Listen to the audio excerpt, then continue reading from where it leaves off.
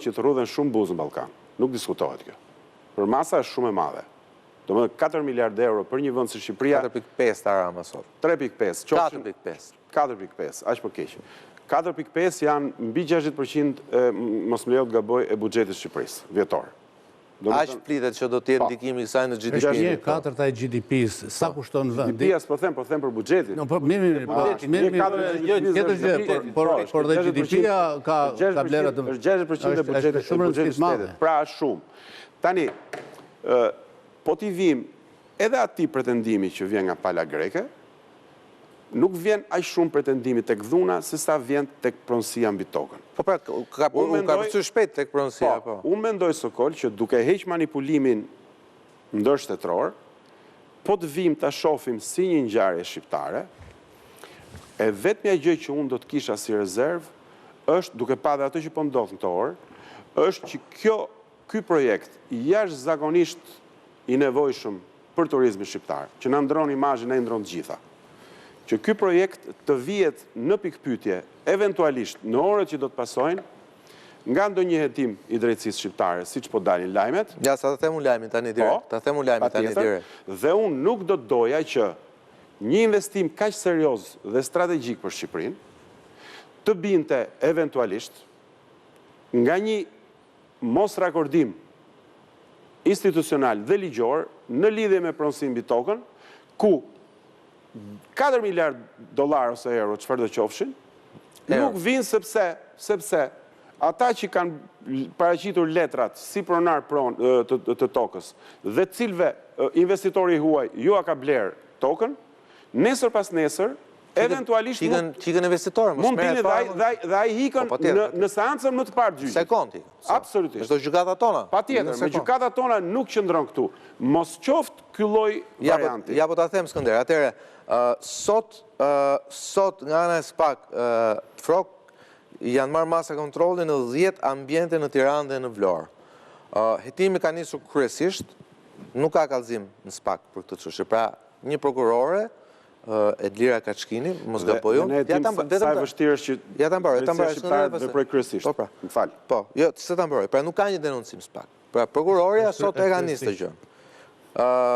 Pra ka sekuestrim të dokumentave në 10 ambiente në Tiranë dhe në Vlorë, lidhet me ndryshimin e ligjit për zonat e mbrojtura dhe për tjetërsim të titujve të pronësisë, që është edhe shqetësimi kryesor që vjen nga Greqia dhe nga Athina. Pra për moment nuk ka masa sigurie, masa sekuestore të pronave etj, por ka sekuestrim të dokumentave. Dhe është për një nga dy pikat është tjetësimi titujve të pronës. Këtu pastaj, po duash, tu e hapim pastaj, e hapim fantazin dhe flasim pastaj për shumë gjëra. Do shtoj edhe një gjë të dytë, qoftë me gjithë do flasim prap.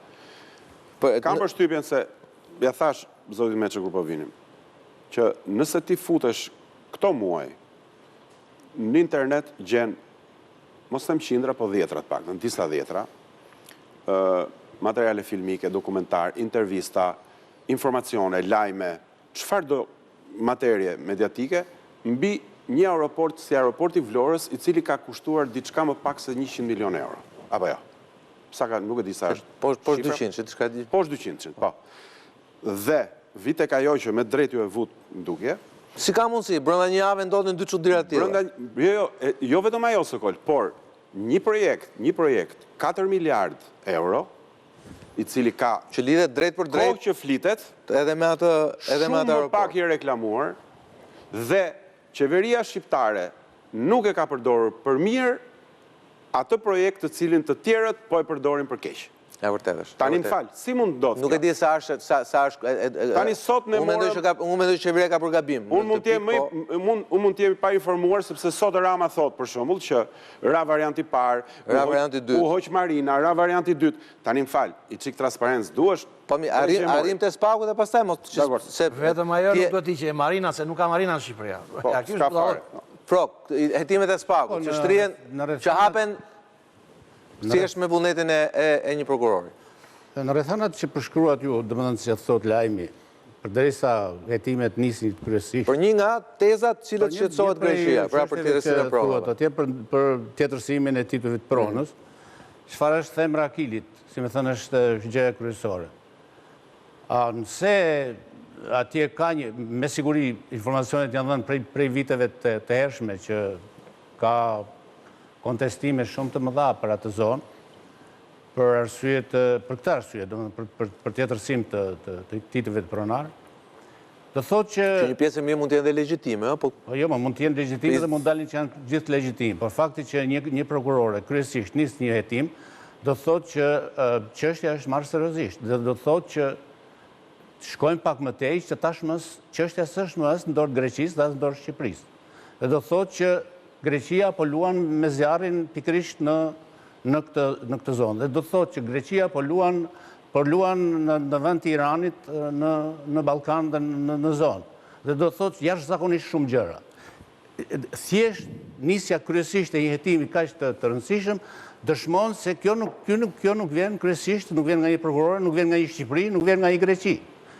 Këtu në këtë vend, në këto 2-3 ditë është kryer drama, tragjedia më e madhe që mund të jetë duke u kryer në epokën e re në këtë vend.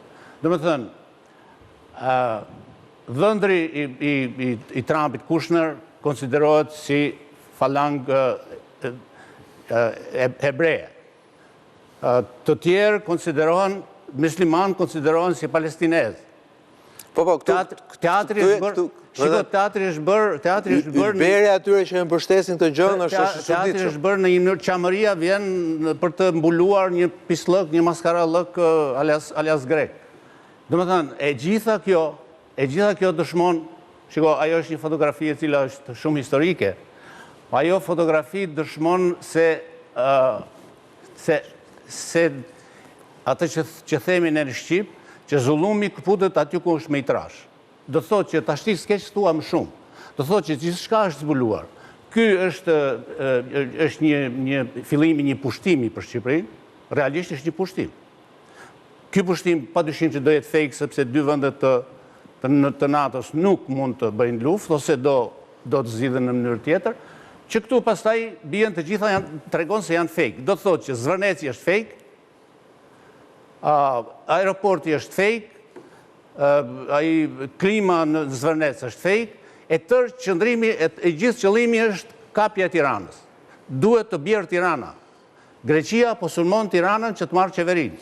Kjo është e drejtë për drejtë. Do me thënë, shteti grek nesër mund sjellë, në vend të tyre mund sjellë tank, se sipas mendes vet, po se besoj për arsye se sot e bëri zullumin më të madh, se e sulmoi me civil Shqipërinë. Edhe kjo është edhe qëllimi kryesor. Protesta e njerëzve është normale, pastaj protesta e njerëzve, është protestë. Unë e pash protestën. Protesta është janë njerëz normal. Pastaj se ç'a luan më poshtë, pastaj nëse dalim ke këto autobuzët, është shumë e qartë. E gjithë qëllimi është që faktori shqiptar të rriqet konflikt. Ishte vetëmi faktor në Ballkan, në rajon që nuk është në konflikt. Është në konflikt Turqi me Greqi, është në konflikt Serbi me Kosovë, është në konflikt Bosnjë-Hercegovina me Greqi, me Serbinë e tjerë. Je vetëmi faktor që ruan stabilitetin është faktori shqiptar.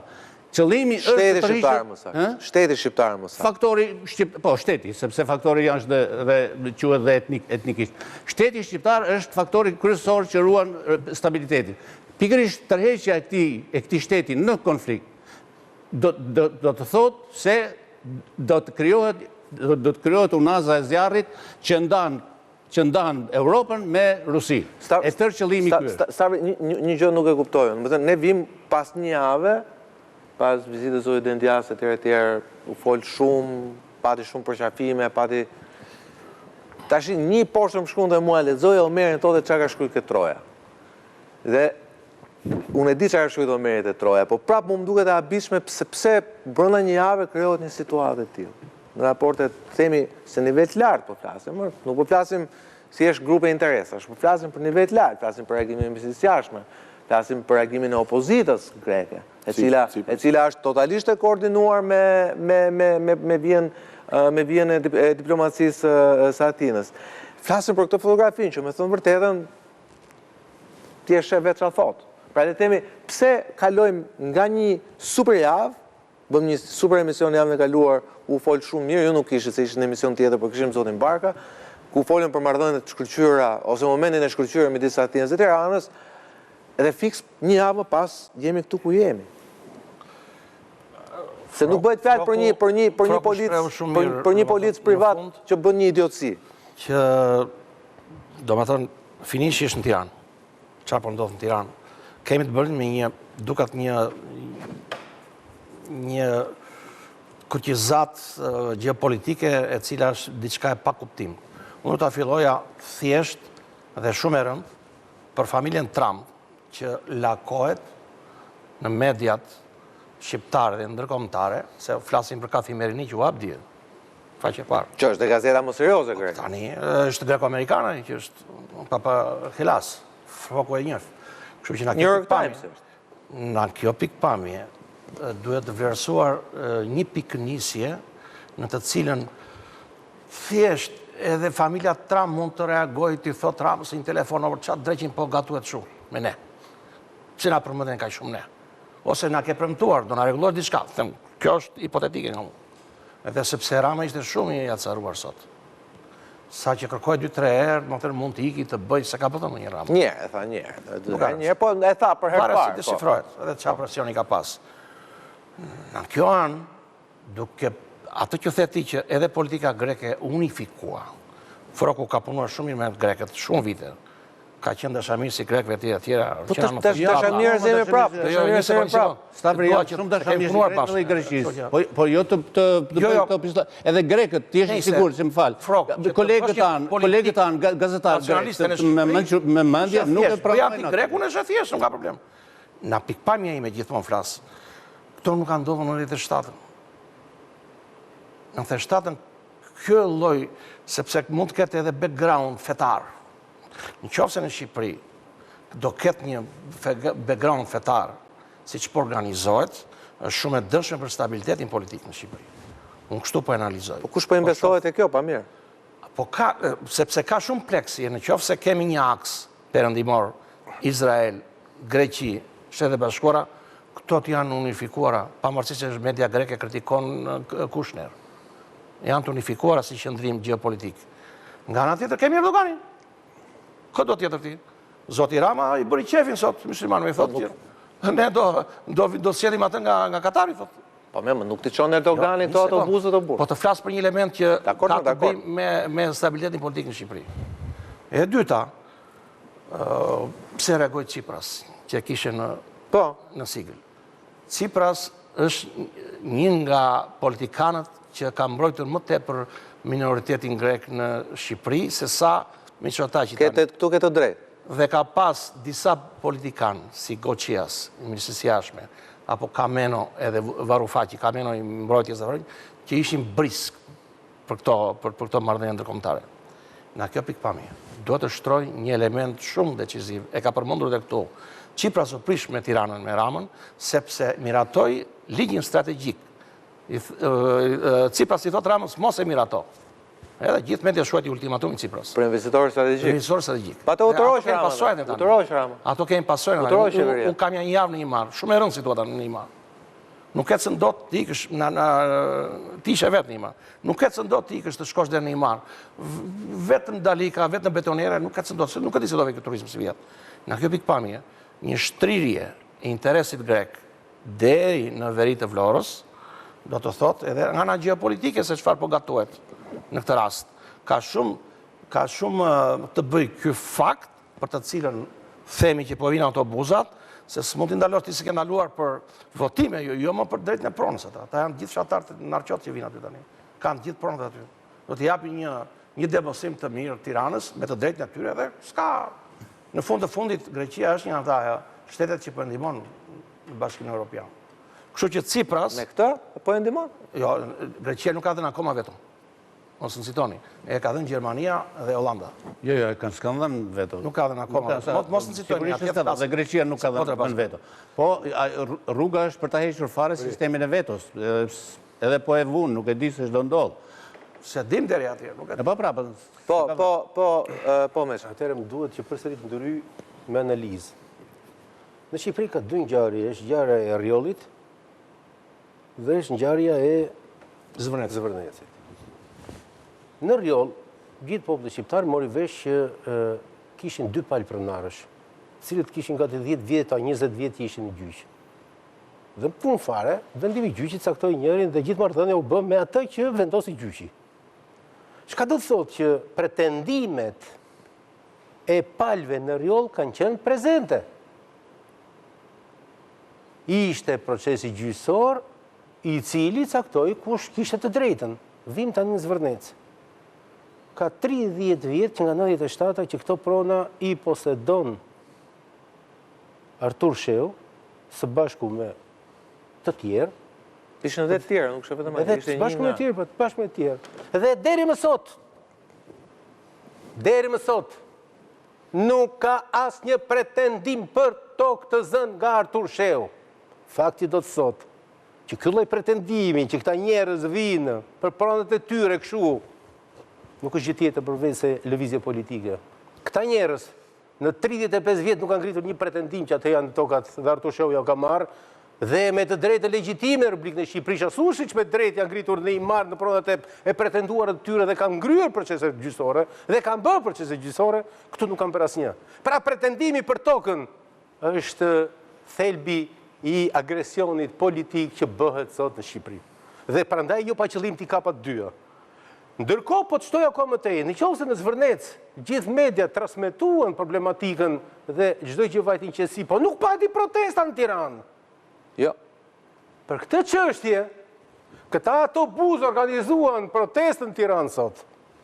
Pra gjithë kjo lëvizje në vetvete nuk lidhet thjesht as me çështje pronësore. Nuk lidhet me çështje pronësore, sepse si kanë ngritur deri më sot.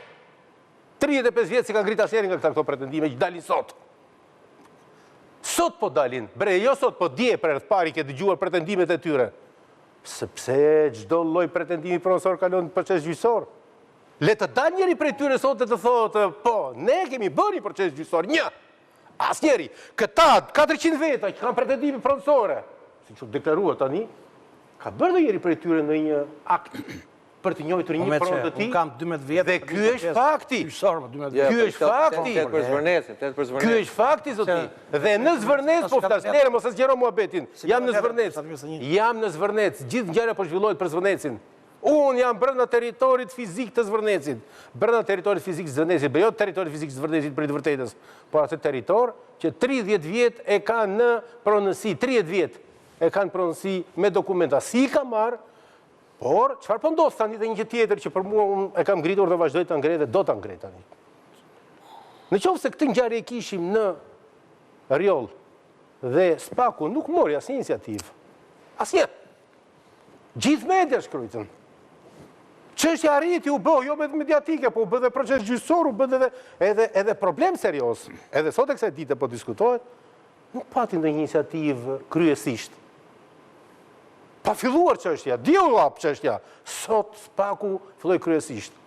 Dhe ai sekuestrimi i dokumentave për mua, ai është problemi numër 1 që ka. A e dini juve që inqeratorët në Shqipëri janë bllokuar fal bllokimit dhe sekuestrimit dokumentacionit që ka bërë Spaku? Sa nuk flet deri për këtë punë.